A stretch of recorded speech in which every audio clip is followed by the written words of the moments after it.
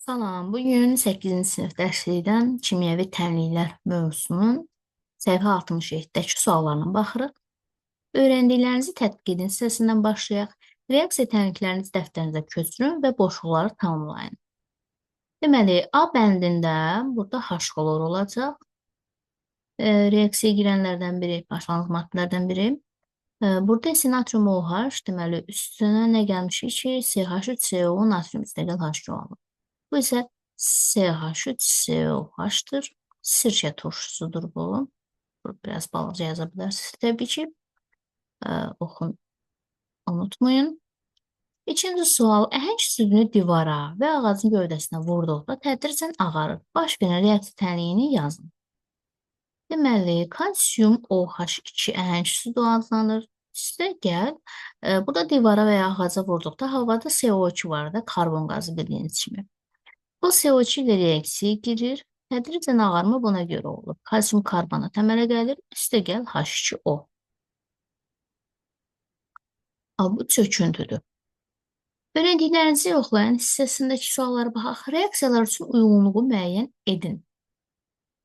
Baxaq, natrium OH üstə gəl HNO3, alınıb natrium NO3 üstə gəl H2O.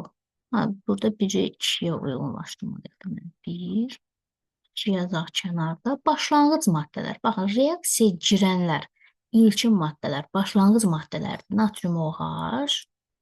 Həmçinin burada başlanğıc HNO3-dür. Burada amma bəndlərin içərisində yoxdur, ona görə yazmırıq.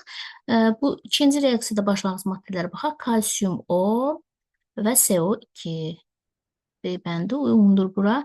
Reaksiya məhsullarına baxaq. Natrium NO3 yoxdur yenə burada.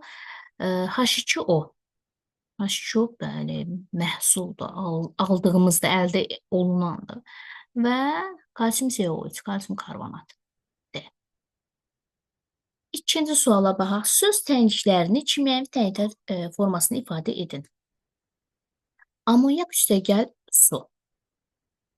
NH3 üstə gəl H2O alınır amonium hidroksid. Yəni NH4OH-dır formu. B-yə baxaq. Kalsium oksid üstə gəl H2O alınır kalsium hidroksid.